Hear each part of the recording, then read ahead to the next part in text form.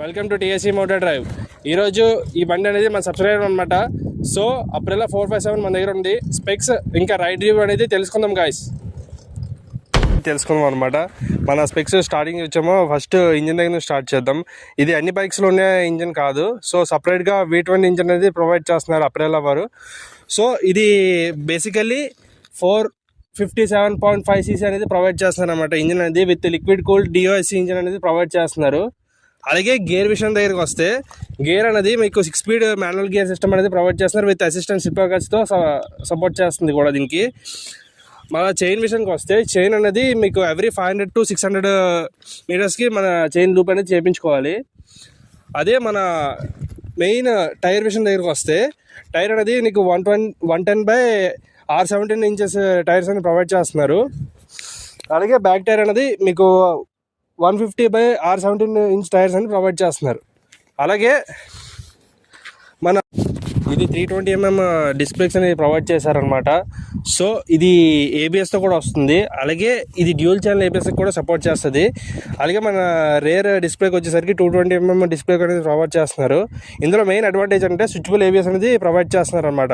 ఈ స్పోర్ట్స్ సెగ్మెంట్లో కూడా ఇది ఒక బెస్ట్ ఆప్షన్గా మారొచ్చు ఈ బైక్కి. మన యాక్సిలేటర్ దగ్గరికి వస్తే యాక్సిలేటర్లో అందరూ ఈ సెగ్మెంట్స్లో మెయిన్గా మన కవాసాకి 500 కానీ ఈ దీని కాంపిటేటర్స్ కానీ ఏమైనా సరే మనకి ఇది అన్నది రైడ్ బై వైర్ టెక్నాలజీ ఎక్కువ మంది ఇవ్వట్లే, విత్ వైర్తోనే ఇస్తున్నారు. ఇది ఒక అడిషనల్ ఫ్యూచర్ అనేది దీంట్లో యాడ్ చేశారు. అలాగే మన ఎగ్జాస్ట్ వచ్చేది మీకు ప్యూర్గా షార్ట్గా అండర్బిలీ ఎగ్జాస్ట్ అనేది ప్రొవైడ్ చేశారు. మీకు రైడ్ చేసినప్పుడు ఎగ్జాస్ట్ సౌండ్ అని కూడా వినిపిస్తాను అండ్ ఇగ్నిషన్ సౌండ్ కూడా మీకు వినిపిస్తాను గాయస్. ఇది ఇంకా మన స్పెక్స్ అనేది ఇన్ డీటెయిల్గా మీకు చెప్పలేదు. కొన్ని స్పెక్స్ అనేది మాత్రమే కంప్లీట్ చేశాను. సో చిన్న పేపర్ అనేది పెట్టుకొని రాసుకున్నాను అనమాట. ఎందుకంటే దీని స్పెక్స్ అనేది కొంచెం ఎక్కువగా ఉంది. అంటే లైక్ ఎక్కువ అంటే మోర్ స్పెక్స్ అనేది ప్రొవైడ్ చేశారు. దీంట్లో ఫీచర్స్ కూడా మోర్గా ఉన్నాయి. So if you don't mind కొంచెం పేపర్ చూసి మీకు ఇన్ డీటెయిల్గా చెప్తాను అనమాట. మెయిన్గా దీని వెయిట్ సంగతి వస్తే మీకు ఈ సెగ్మెంట్లో లైటెస్ట్ వెయిట్ అనమాట. మీకు ఈ సెగ్మెంట్స్లో మీకు ఎక్కువగా కొంచెం వెయిట్ మినిమమ్ ఈ బైక్ చూసి మీరు మినిమం 210 kgs అనేది బరువు అనేది ఉంటుందని చెప్పి అనుకుంటారు. కాకపోతే ఇది చాలా లీస్ట్ వెయిట్ అనమాట. ఇది జస్ట్ 175 kgs మాత్రమే ఉంటుంది. Easy to handle and more power. మనకి పవర్ అనేది కూడా సఫిషియంట్ అనమాట, చాలా సఫిషియంట్. ఇంకా దీని మైలేజ్ సంగతి వస్తే మైలేజ్ అనేది మన ఓనర్ గారిని అడిగి తెలుసుకుంటే మెయిన్గా ఈ మైలేజ్ వచ్చేమో మనకి 20 వస్తుందని చెప్తున్నారు అనమాట. ఇన్ రియల్ టైంలో మనకి ట్రాఫిక్ కండిషన్స్ కానీ హైవే కండిషన్స్ కానీ 20 అనేది మాత్రం కంపల్సరీగా ఇస్తున్నారని చెప్తున్నారు. సో ఈ సీసీ ఇంజన్కి 20 అనేది మోర్ ఇది. ఎందుకంటే మనకి పవర్ కావాలి అండ్ ఎఫిషియన్సీ కావాలంటే ఒక దగ్గర దొరకదు. సో మెయిన్గా మనకి పవర్ ఉంది కాబట్టి మనకి ఎఫిషియన్సీ అనేది తగ్గుతుంది. అలాగే మన సస్పెన్షన్ దగ్గరికి వస్తే సస్పెన్షన్ దగ్గర 40mm అప్సైడ్ డౌన్ సస్పెన్షన్ అని చెప్పి ప్రొవైడ్ చేశారు. విత్ 150mm ట్రావెల్తో ప్రొవైడ్ చేస్తున్నారు అనమాట. ట్రావెల్ అంటే మీకు ఈ పార్ట్ మీకు ఏదైతే గ్యాప్ ఉందో ఆ గ్యాప్ని ట్రావెల్ సస్పెన్షన్ అని చెప్పి మెన్షన్ చేస్తారనమాట. సో ఇది గైస్. అలాగే మన రేర్ మోనోషాక్ దగ్గరికి వస్తే మోనోషాక్స్ దగ్గరికి మనకి 130mm ట్రావెల్తో వస్తుందన్నమాట. 130mm ట్రావెల్తో వస్తే మనకి ఇక్కడ ఏంటంటే 130 ట్రావెల్ అంటే మనకి ఈ పార్ట్ నుంచి ఈ పార్ట్ వరకు మనకి ఎంత స్పేస్ అనేది ఉంటుందని చెప్పి మనం చెప్తానమాట. ఇది గైస్ మెయిన్. ఇంకా విషయం ఏంటంటే మనకి టైర్స్ కూడా మనకి ఈ సెగ్మెంట్లో మీకు ఇందాక చెప్పడం మర్చిపోయాను, ఇవి నార్మల్ టైర్స్ కాదు బాయ్స్, ఇది రేడియల్ టైర్స్ అనేది ప్రొవైడ్ చేస్తున్నారు. సో ఇది మన కంప్లీట్ స్పెక్స్ అనేది. మనం ఇప్పుడు exhaust sound and TFT display కోసం మళ్ళా మన రైడ్ రివ్యూ అనేది కూడా తెలుసుకుందాం. ఇది మనకి 5-inch TFT కలర్ డిస్ప్లే అనేది ప్రొవైడ్ చేస్తున్నారు అప్లైర్ వారు. సో మీకు దీంట్లో ABS స్విచబుల్ ABS చేయించుకోవడానికి కూడా ఆప్షన్ ఉంది. మనకి గేర్ ఇండికేటర్స్ అనేది మీకు ఇక్కడ చూడొచ్చు, ఇక్కడ తెలుస్తుంది గేర్ ఇండికేటర్స్ ఉంది. అలాగే మనకి 300 వెళ్ళడానికి మనకి మోర్ సఫిషియంట్ అయిన విజిబిలిటీ అనేది మెయిన్గా ఎక్కువ ఉంది ఈ టైప్ ఆఫ్ సెగ్మెంట్స్లో. మనకి విజిబిలిటీ అనేది తక్కువగా ఉంటుంది. చాలామంది ఇప్పుడు మీరు దీని కాంపిటేటర్గా నేను నింజా లేకపోతే R3 అవన్నీ తీసుకుంటున్నాను కదా, అవనేది కొంచెం డిస్ప్లే అనేది మనకి నార్మల్ TFT కాకుండా నార్మల్ డిస్ప్లే అనేది ప్రొవైడ్ చేసి మనకి బ్రైట్నెస్ కూడా తక్కువగా ప్రొవైడ్ చేస్తారనమాట.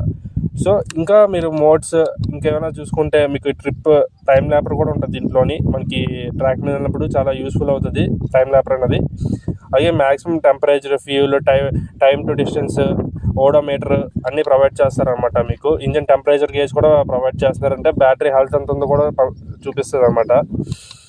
అండ్ మనకి ఇక్కడ ఇది కూడా సార్, ఇది ల్యాప్ టైమర్ అనమాట. మనకి first lap timer and best lap timer అని చెప్పి ఇక్కడ ప్రొవైడ్ చేశారు. అలాగే దీంట్లో 3 రైడింగ్ మోడ్స్ కూడా ఉన్నాయి. ఇప్పుడు మీరు దీంతో కూడా మీకు మ్యూజిక్ కంట్రోల్స్, ఇంకా బ్లూటూత్ కనెక్టివిటీ కూడా ఉంది మీకు. ఇదిగోండి guys, phone connectivity and navigation connectivity కూడా ఉంది దీంట్లోని. ఇదే గైస్, దీంట్లో ఇంకా 3 రైడింగ్ మోడ్స్ అనేది ప్రొవైడ్ చేశారు. మోడ్స్ అనేది మీకు echo mode, rain mode and sports mode అనేది ప్రొవైడ్ చేశారు. స్పోర్ట్స్లో అంటే మనకి ఏంటంటే పీక్ పవర్ అనేది ప్రొడ్యూస్ చేయడానికి హెల్ప్ అవుతుంది గైస్. ఇప్పుడు మన బండి exhaust sound and ignition sound కూడా విందాం.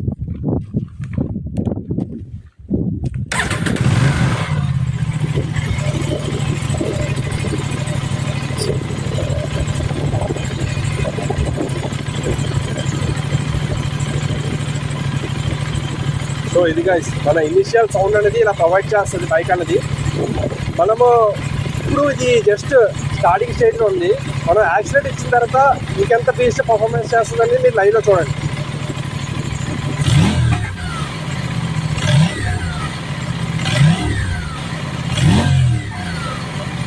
చూసారు కదా గైస్, ఇది గైస్ మన ఎగ్జాస్ట్ సౌండ్ అనేది. చూసారు కదా ఎంత బీస్ట్ పర్ఫార్మ్ చేస్తుందో. ఈ టైప్ ఆఫ్ ఇనీషియల్ అంటే స్టాక్ ఎగ్జాస్టే ఇలా పర్ఫామ్ చేస్తుందంటే ఆఫ్టర్ ఎగ్జాస్ట్ పెట్టుకుంటే ఒకసారి ఆలోచించండి గైస్, ఇంకెంత బీస్ట్గా పర్ఫార్మెన్స్ చేస్తుందో ఎగ్జాస్ట్ సౌండ్ అనేది. సో నాకు ఎగ్జాస్ట్ సౌండ్ దగ్గరికి వచ్చేసరికి మనకి చాలా ఎక్స్ట్రాడినరీగా అనిపించింది అనమాట నాకైతే. ఈ నేను చేసే రివ్యూలో ది బెస్ట్ అనమాట ఈ బైక్ అనేది. ఇంజిన్ దగ్గర నుంచి స్టార్ట్ చేద్దాం. ఇంజిన్ అనేది మనకి 457cc అనేది ప్రొవైడ్ చేస్తున్నారు కదా అప్రెలా వారు. సో ఇంజన్ దగ్గరికి వస్తే మనకి ఇంజన్ హీటింగ్ కానీ, ఇంజన్ డ్రైవ్ చేస్తున్నప్పుడు మనకి హీట్ అనేది ప్రొడ్యూస్ అవ్వడం కానీ అటువంటి ఏమీ లేదు. కూలింగ్ అనేది కూడా మనకి కూలింగ్ సిస్టమ్ కూడా చాలా గ్రేట్గా వర్క్ అవుతుంది.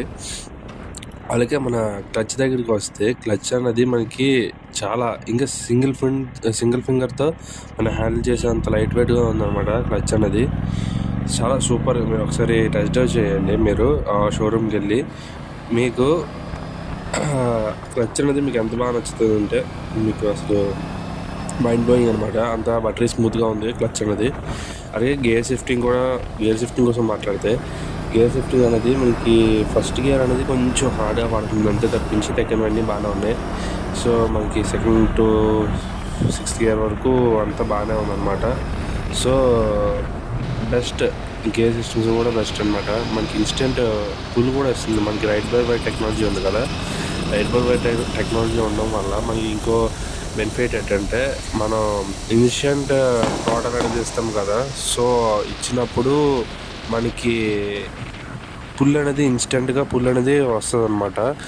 సో అది ఒక మంచి విషయం అనమాట.